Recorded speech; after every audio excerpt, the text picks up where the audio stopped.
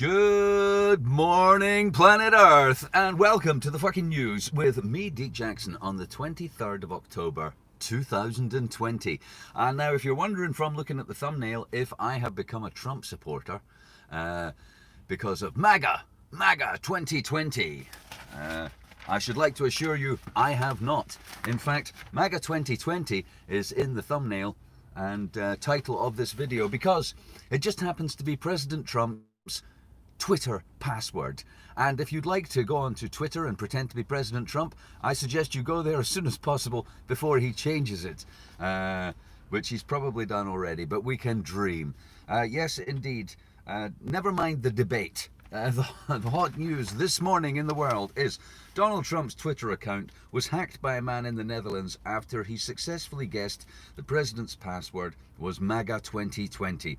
He was able to post tweets and access the president's messages. So with that in mind, given the paucity of intelligence, Pepe Frogstein, yes, I'm glad you've noticed the shirt. You can get one of these at Cafe Press if you're in America. It says, "I'm in rude health.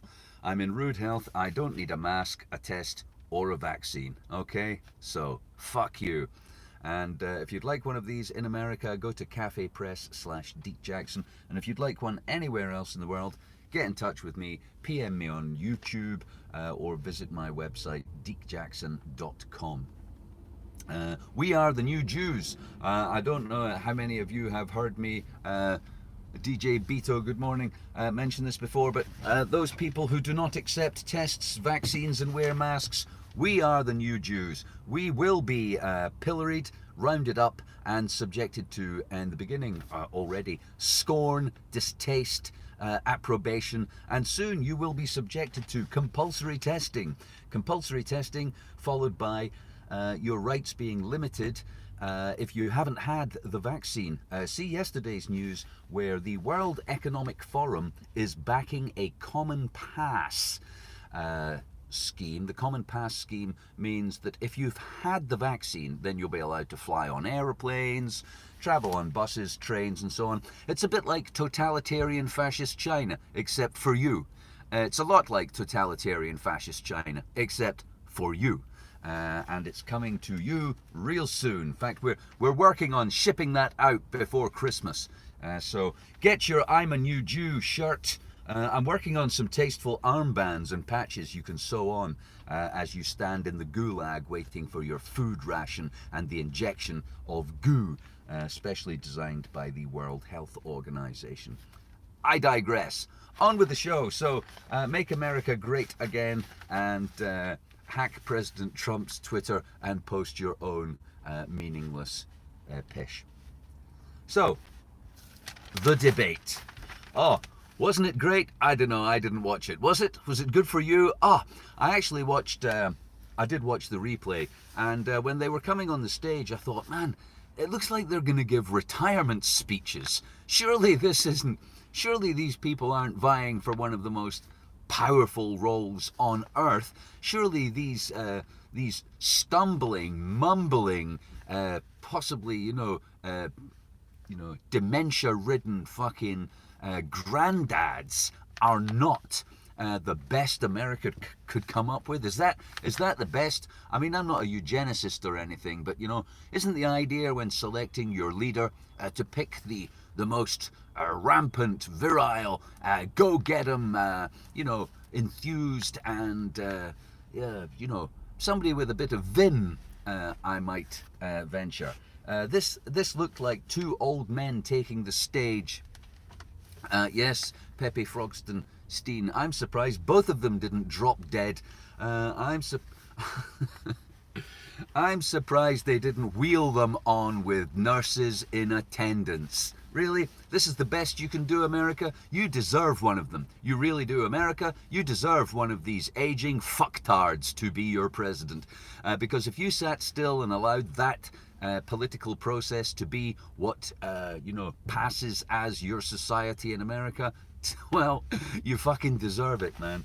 As we all do. We all, as I believe somebody wiser than me once said, we all get the government we deserve by inaction. So if you did fuck all and you let that happen, there you go. Octogenarian fucking bums. So, and then I watched the debate, and yeah, I mean, it sounded like the Americans were planning to elect some platitudes. It sounded like, rather than electing people who were going to run a country, it sounded, but Joe Biden seemed to want to make it about electing, you know, I don't know, some charity worker. He's going to be good and honest and straight and lovely and wonderful and honorable. What is he going to be? He's going to be decent, honor, respect. What about the fucking running the country, Joe?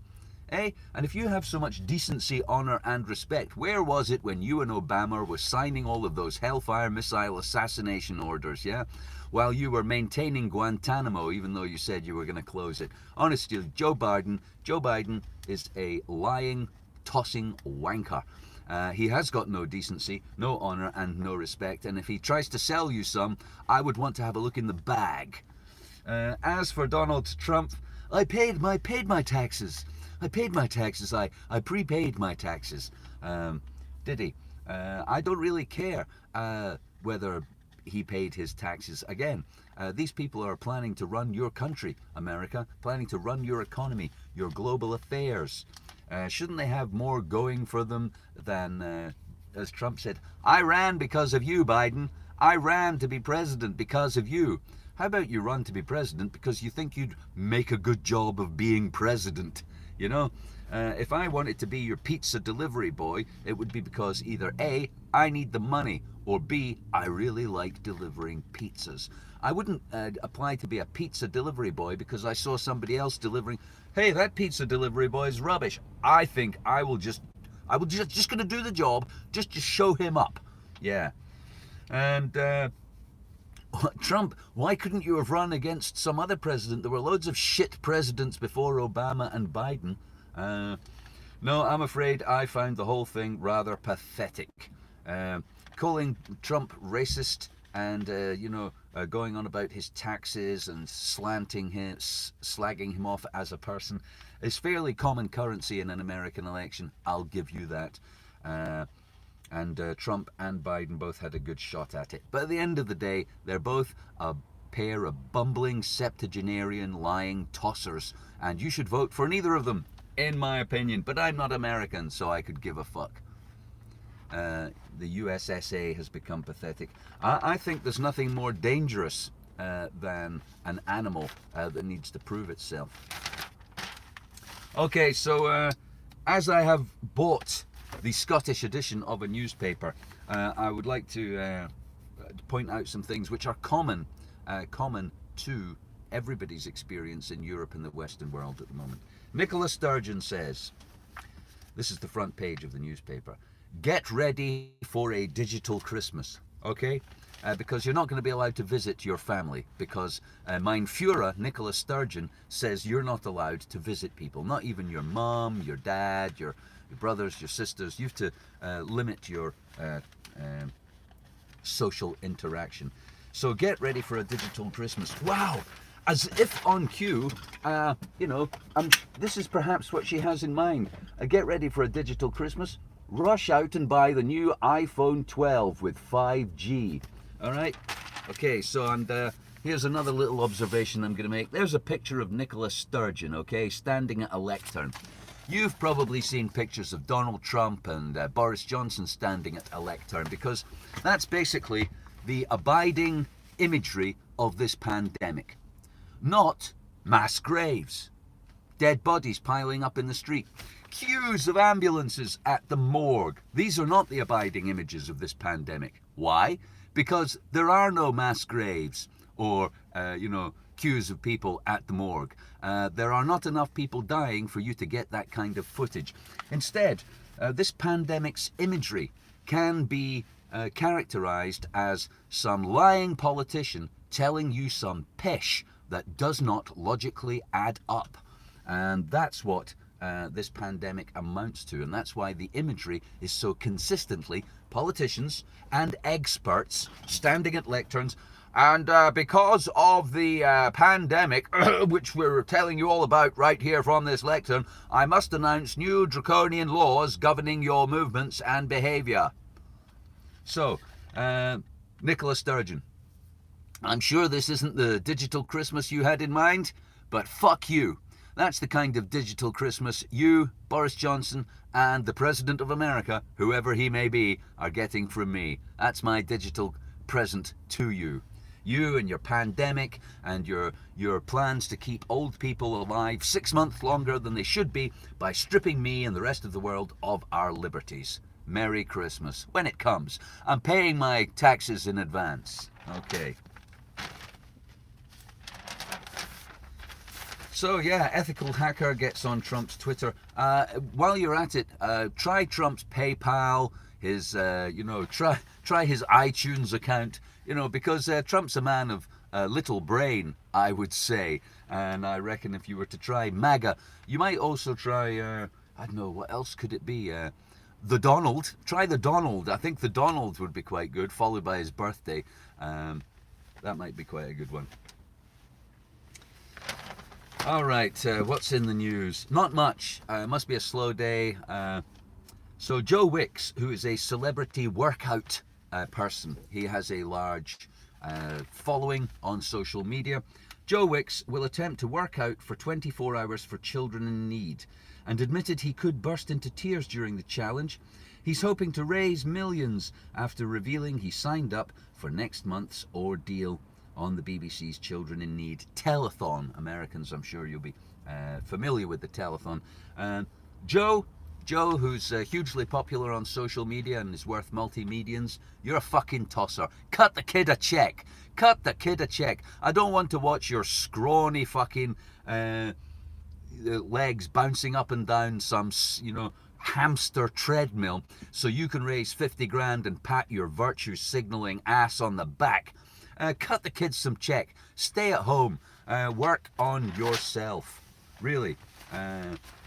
The idea that we need celebrities to raise money for children in need in this country when the government just refused to give them food vouchers to feed them during the holiday and 5 million of them are in food poverty makes me want to vomit down Joe Wicks's sports socks. Really. Fuck you, Joe Wicks. Priti Patel, the Home Secretary of the United Kingdom, has rejected the advice of her immigration advisors to open UK borders to foreign bricklayers.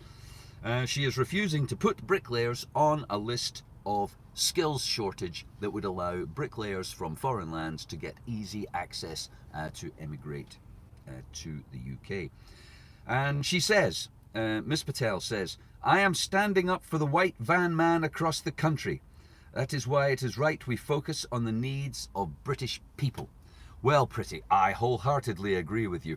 What we want is British people laying bricks, not Johnny Foreigner. I don't know why, though. Why do we want that? And what the fuck is a British person? You're not even British, Priti. You're not even fucking British. Your parents emigrated from fucking India. What the fuck are you talking about? We need brickies. I don't care if they're polka dot brickies. I don't care if they're a brickie from fucking outer space. If we need brickies, let the brickies come in, do some brickying, and then go home again. It's surely not complicated. Meanwhile, in a related story, okay, up to 1 million Hong Kongers will move to the UK under new visa plans. This is because Britain feels it has some historical connection to the people of Hong Kong and ought to protect them from the ravages of the Chinese Communist Party by giving them the right to come to Britain as the tyrannical Chinese regime takes a tighter hold of Hong Kong. So up to 1 million people from Hong Kong could immigrate to the UK in the next 5 years. And you may all have seen the Hong Kong freedom protests. These people in Hong Kong want nothing more than to be free to return to their penthouse pads, play 4K video games, and order sushi. That's kind of freedom they want. They want to be free to go to their office jobs and trade copper mining shares from Bolivia on the international stock market. That's the kind of freedom they want. They want to be free to elect, Western-style neoliberal capitalist representatives who will tax them a little bit more than they really ought to, whilst ensuring that they work to fuck the planet and screw the people of Earth over for a buck. That's the kind of freedom they want. And 1 million of these people are going to get to come to Hong Kong. And my question is, Priti Patel, are any of them brickies? Any of these Hong Kongers brickies, you know? Because if they are, they shouldn't be allowed in, obviously.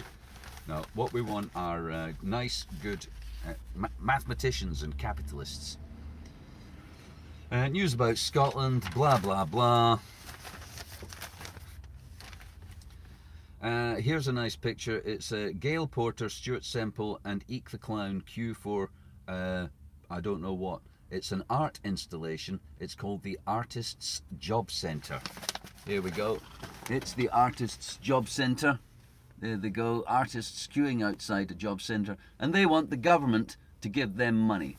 They want the government to give them money to make art. And now, as all art is essentially useless, my question is, why the fuck would we, the taxpayer, pay you to do that? If you're an artist, like myself, I urge you to get out there and make a buck off your own back. I'm not supporting you twiddling your thumbs and, you know, jerking off your creative fucking juices for your own amusement at the taxpayer's expense. Get a fucking job yourself. I'm conservative with a small c when it comes to that.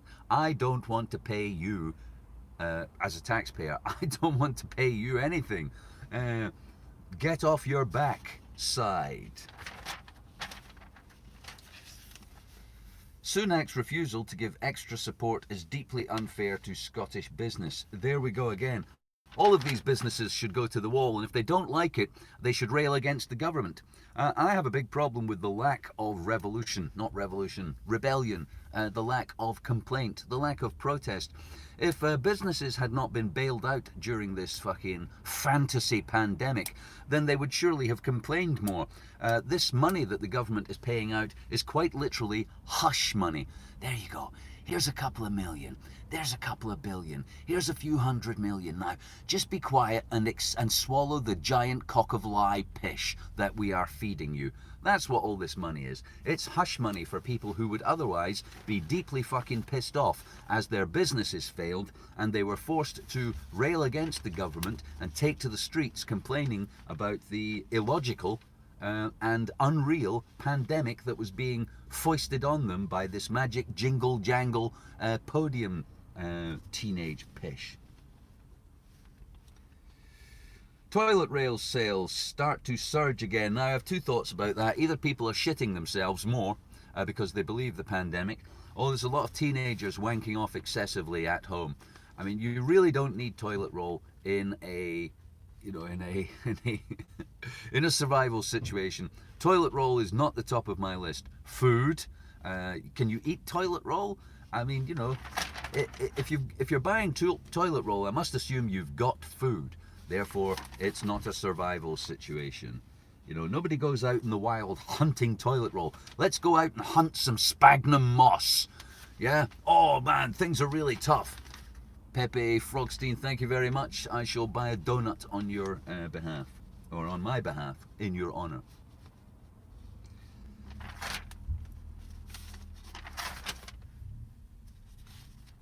The president isn't sunk yet. Don't underestimate his base. This is quite a typical piece. I've seen a few of these. There are liberals and you know, non-Trump supporters who are actually slightly worried that they fucked up last time, thinking Hillary Clinton would beat Donald Trump, and they're a bit worried that President Trump might Pepe. Oh, Dan the Man Porto. Good afternoon, good morning, good evening. And the thing about this kind of story is, don't underestimate his base. Trumpism isn't going away. If Trump loses the election, big deal. The next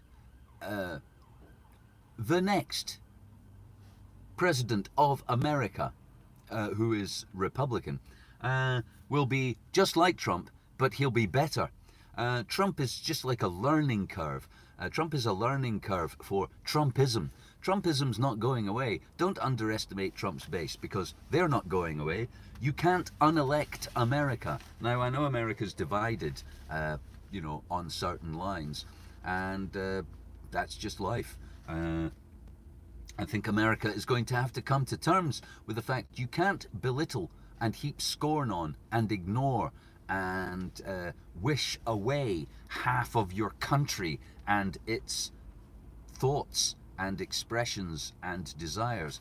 At some point, an accommodation of sorts, culturally, or politically, or socially, will have to be met to, I hate the phrase, heal the divisions. So let's use another one. America, you're gonna have to come together if you want a functioning country. You're gonna have to agree about some stuff. Just agree about some stuff. You don't have to agree about everything. Just agree about some things. You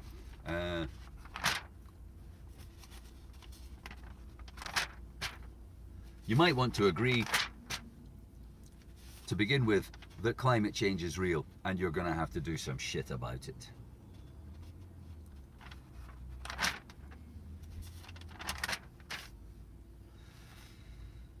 Ghislaine Maxwell claimed that offering a woman extra money to massage Jeffrey Epstein was career advice. This is the ongoing travails of Ghislaine Maxwell, as she is she's under arrest, she's in custody, and previous evidence she gave in a civil suit against Jeffrey Epstein has now been deemed to be allowed to be released.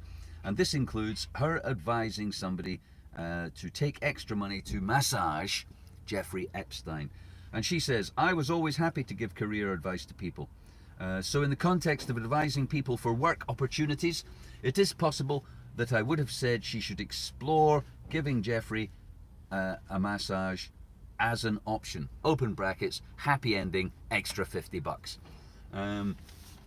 I hope she goes to the wall. I really do. I don't have a problem. If you want to get laid and you want to pay somebody to get laid, fair enough. I'm not here to judge, and I'm a big fan of free will. But if you are coercing, and if even forcing in some way, exploiting vulnerable people, if you're a pimp, if you're pimping people and maliciously collecting and corralling them for incredibly wealthy people to fuck, then fuck you. And I hope she goes to the wall, and I hope the guards are looking the other way. Sandy McNabb, good morning.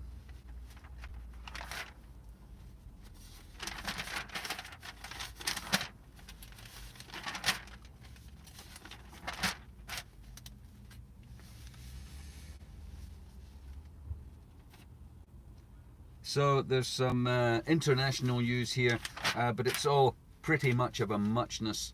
The Saudi government has said they have ended the juvenile death penalty. Saudi Arabia insists that executions have been abolished for minors, and they're only executing people who committed crimes while they were minors. You can see the difference there. So what you do is you arrest somebody who's committed a crime while they're a minor, and then you just wait 2 years for them to become 18, and then you execute them. And that way, you see, you can say that executions for minors have been abolished. Simples.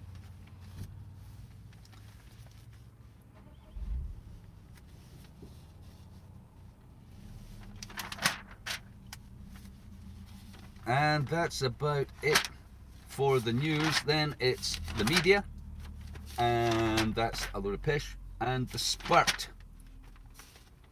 Piers Morgan doesn't like woke, and who can blame him? Let's see about the business.